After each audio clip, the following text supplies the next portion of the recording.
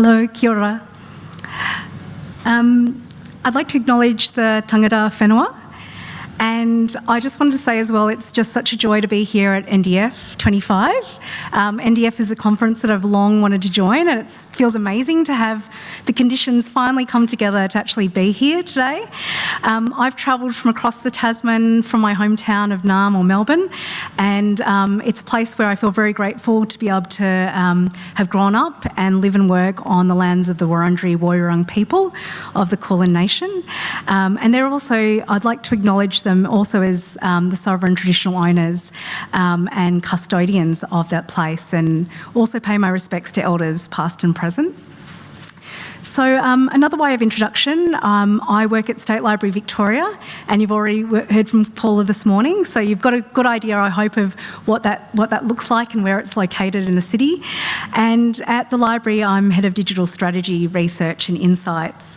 I also bring a couple of other practices into that practice. So I'm an artist, I have an arts practice, and I've also trained as a futurist and have a futures and foresight practice, which are two practices, I guess, that I bring to bear in terms of the strategic work I do. And we've had a really big week at the library. As Paula mentioned, we launched our new Prototyping and Innovation Lab, SLV LAB, on Thursday. So apologies if I'm a little bit tired. We're still riding high on that. So yeah, I'm going to chat a little bit more about the lab today and some of the ways that we centre the prototype in the lab. So SLV Lab, the way that we describe it is that we imagine and build advanced technologies that serve the purpose of sharing the library's collections, data and spaces with all Victorians. And we centre the prototype, so we describe it as a prototyping and innovation lab. So prototyping is seen as really central to our digital experimentation process and innovation process. I'm going to share a little bit about why we've chosen to bring out this word prototype in the description of the lab. And today I'm just going to talk to two case studies where prototypes have been used to, I guess, intervene in institutional practices and policies, really in service of opening up access to public domain work. I consider these to be successful prototypes in the sense that they've also been successful in revealing institutional gaps or fault lines, sometimes oversights. And one of these examples will be from my own art practice, and the second is actually one of the first prototypes we've developed at the lab. So to begin with, I'm actually going to bring some other voices into the room, and I guess my work as a futurist is highly informed by the work of J.K. Gibson Graham, who championed a form of research called diverse economies research. Their work in diverse economies has shaped what the way that I work with futures, and the way I practice with futures, I guess, would be through a diverse futures lens. So for me, that's less about prediction or prediction of futures and more about the generation of diverse possibilities. And I really like to work this way as well in thinking about and working with digital technologies as well. J.K. Gibson Graham is the combined moniker of two academic researchers, Catherine Gibson, who works at the University of Western Sydney, and the late Julie Graham. And they created this term, diverse economies research, in this area of study after responding to, in the early 2000s, this kind of plethora of critiques of capitalism. So they were like, there's lots of critiques of capitalism, but what do we do with them? A lot of these critiques would talk about the inescapability of capitalism or study capitalist systems and structures. But diverse economies research questions whether critique of capitalism alone is enough, and whether it's able to actually produce viable alternatives. So their work encouraged the research, study, and also the turning of attention to other than capitalist economic forms that are already in existence alongside capitalism, such as, gift economies, or you might see it pop up in volunteering, or often the unpaid labour of care work. And I really loved Alicia and Chris's talk this morning when they were talking of that local concept of koha, and also this idea of gifting economies and reciprocal economies. So from a diverse economies lens, you could see that as well as part of a diverse Māori economy. what I have on the screen here, this quote, is what J.K. Gibson and Graham described as their guiding questions of research practice. And they saw this sort of research itself as world-making. So these questions of, how might we begin to perform new economic worlds or realities? How can our work offer up possibilities or open up possibilities? And ultimately, what kind of world do we want to participate in building? And the reason why I've started there, I guess, is that I find it salient at this particular moment, just in terms of considering the dominant tech narratives we're living with or labouring within. We're really at this moment in this age of a billionaire tech class. And so I guess my question as a digital practitioner working in a public institution such as a state library is, how do we actually do civic innovation in digital technology?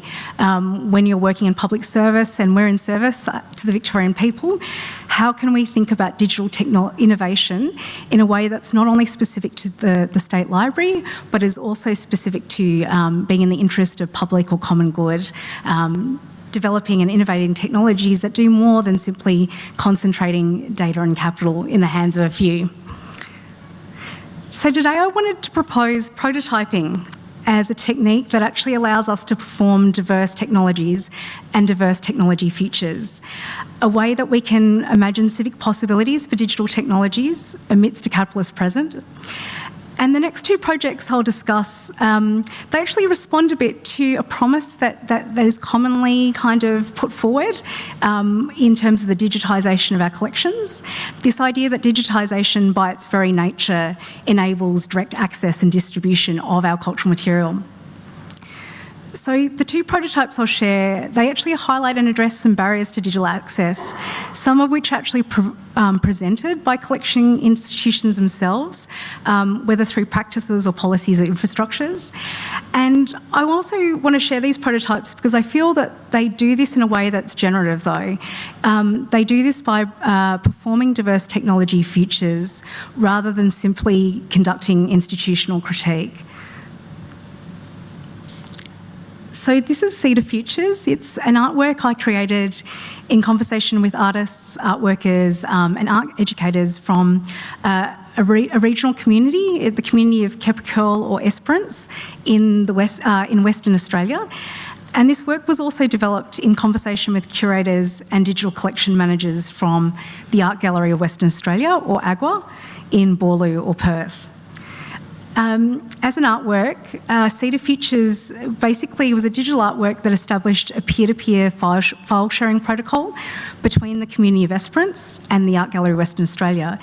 And what you're seeing here in terms of the digital assets or files that are being displayed on the screens, the work essentially consists of a shared folder of files that include high-resolution digital images from the state collection, alongside filmed interviews with community members on their practices of giving and sharing within community. It's a distributed artwork. So by that I mean that the files that are being displayed are not just locally stored on-site in the gallery, but they're actually collectively stored and hosted by 13 different Esperance community members alongside a PC at AGWA. And while being a gallery work, it was also an active intervention into AGWA's digital collection practices. So Cedar Futures could be seen as prototyping a way in which a public collection could be publicly held, distributed, and also made accessible to a rural community. The artwork also had different kinds of impact. So Cedar Futures, when it opened in late 2023, resulted in over 1,600 artworks in the public domain from the West Australian State Collection being freed, released for the first time ever to members of the public as high-resolution digital images. And this was effectively the question that I was working with. I think Tui mentioned at the start of today the importance of challenge questions. You could see this as the challenge question I was working with as an artist. I was really interested in how state collections are technically owned by the people of the state. However, they're often rendered inaccessible in many different ways. And I wanted to explore what a collection truly owned by the people of West Australia might look like, and to begin to explore alternative practices, systems and infrastructures. So this actually involved going back and working with existing technologies, older technologies, including existing peer-to-peer and decentralised file sharing protocols such as BitTorrent, and using it in a somewhat provocative way to rethink storage and distribution of museum digital collections. And Cedar Futures was the work that emerged from that. This image, which I think documents a bit of what you could call the back end of the work. This was taken during our seeding afternoon, which was where we distributed the state collection to the 13 Esperance community curators. This took place at Cannery Arts Centre in Esperance, and these community curators who were around the table were volunteers, volunteers from the local arts community in Esperance, and the majority of them there had also been a part of a much longer discussion between myself, the local arts community and AGWA curators about the development of a protocol for sharing a shared digital collection between the community and the institution. So during the seeding afternoon, the collection was distributed amongst local devices. We had art students, high school art students in the room, art educators. We had a lot of botanical artists. There's a lot of botanists in Esperance. And the WA State Collection ended up on the mobile phones, the mobile devices and tablets, the local PCs of people in the room, alongside on PCs at Cannery Arts Centre and the local volunteer resource centre. So Cedar Futures prototyped a way of using BitTorrent protocol to make a public collection genuinely accessible and publicly owned. And I guess while this work and peer-to-peer file sharing as a whole remains pretty provocative and is designed to be provocative in this context, in some ways it proposed a legitimate usage of this technology and a legitimate way in which publicly owned digitised collections could be made more accessible, could be more equitably shared, and could be, through those means, stored in more robust and sustainable ways than through centralised storage. This was a really lovely write-up from Arts Hub on the work and its impact, and I guess I'm just including it because I think one of the things that I was prototyping with this work was not just prototyping with kind of novel use of digital infrastructure, but what was important was that we also prototyped a lot with relational infrastructure. The relationships between the community curators and the curators at AGWA were really important and enabled the work to flourish.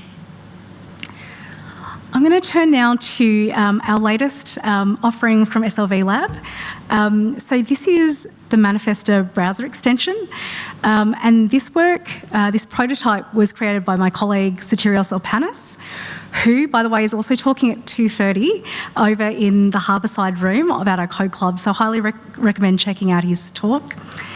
Manifesta browser extension was developed by the lab, and it's been developed for Chrome and Firefox browsers. It's powered by the IIIF image API, which is what allows us to do this great deep zoom, as you can see on screen. And it basically provides users of the extension with a glimpse into State Library Victoria's really vast digitised collection of images in the public domain.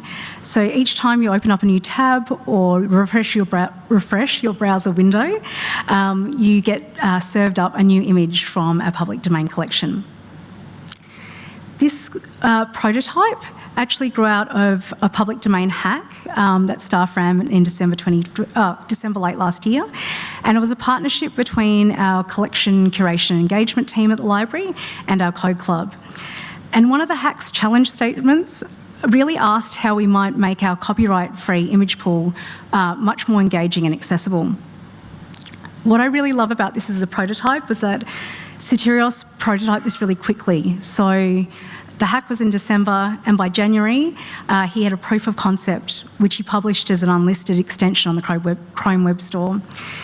That gave our staff at the library, who'd been involved with the hack, as well as others working in collections, the opportunity to preview and test an early stage version of this extension. And what we found out was that this extension was actually provide a really engaging as well as accessible way to get into the collection. In fact, we got a lot of feedback that was actually a bit distracting. There were a lot of staff members who were talking about the fact that they kept opening up new tabs while at work, but we took that as being successful in terms of our objectives. It also turned out to be a fascinating kind of tool for collection discovery. So Manifesta actually turned up images that our digitisation and collections team, who are familiar with this image pool, are often unaware of, and it still continues to yield surprises many months later. We also consider it to be a really successful experiment in the fact that it also surfaced some limitations and challenges that have also generated their own research questions. So it's helped us to identify some current technical limitations that we have with some of our data models, and it's helped us to highlight the importance of that being a body of work in addressing if we're to continue wanting to open up our collection for public use. And secondly, just the randomised nature of these images, even in this sort of simple way, it's given us a view onto our collection, into this image pool that we just didn't have before. So we've been able to see thematics and patterns emerging that we weren't to get a sense of really the nature of our collection. But there's also been some challenging realisations. So one of the themes and thematics that pulled up was also that we realised in a challenging way that we had to acknowledge the presence of several racist and racialised depictions of people of colour that exist in this image collection.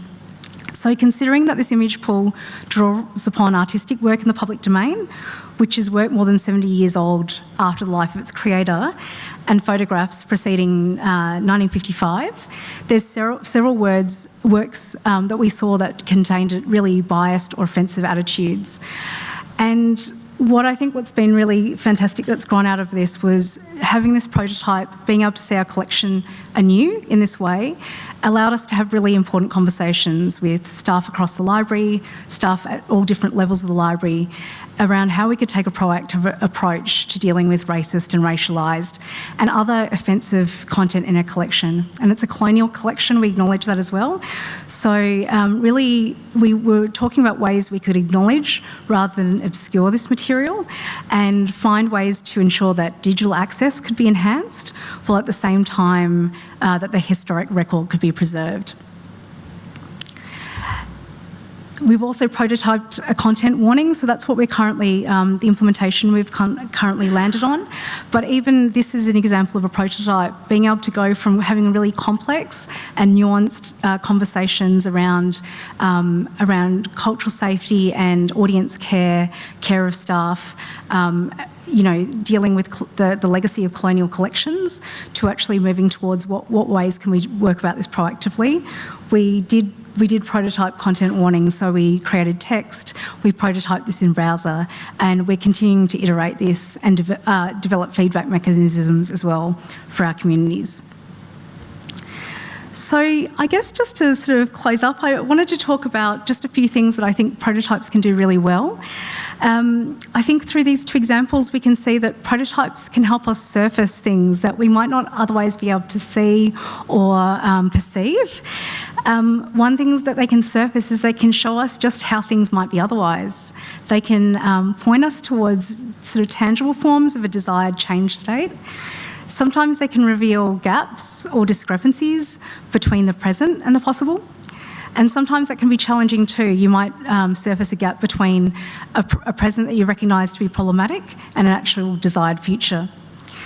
And in these two prototypes, it was interesting to see what we revealed around some of the barriers to open access of our digital surrogate work in the public domain. Prototypes also enable a number of things. I think they are really effective at helping us embody and illuminate pathways towards diverse futures. They can often show us how easy change can be, or how easily change can be implemented. And they really help us to move very quickly from abstract conversations to tangible forms. So you can move from the abstract to the concrete really quickly and easily. They provide low stakes and low risk experimentation testing, which can be, I guess, further refined, or you could say scaled, if a prototype tests well. And I think they're also brilliant in that they allow us to sit with the complexity of a situation without necessarily being stuck or overwhelmed in it. You know, prototypes can really help us to accept nuance, complexity and contradiction in the systems we often participate and work in, while also illustrating practical pathways to other possibilities. And as mentioned before, they're also really good at generating other research questions. Like, I hope if you're prototyping, your prototypes throw up more questions than answers in some ways. So really, just to finish off, I wanted to come back to J.K. Gibson-Graham's initial questions that guided their research, and I guess this is me paraphrasing them for prototyping practice. If you're prototyping, it can be useful to reflect on, you know, how might your prototypes create new worlds or perform new technology futures?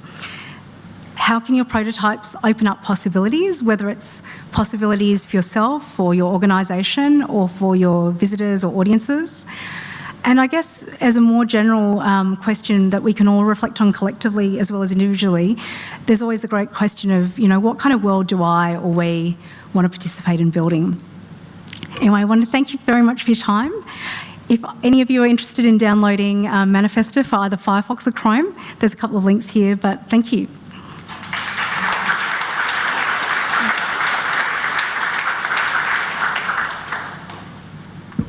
Thank you so much. That was wonderful. We do have a question.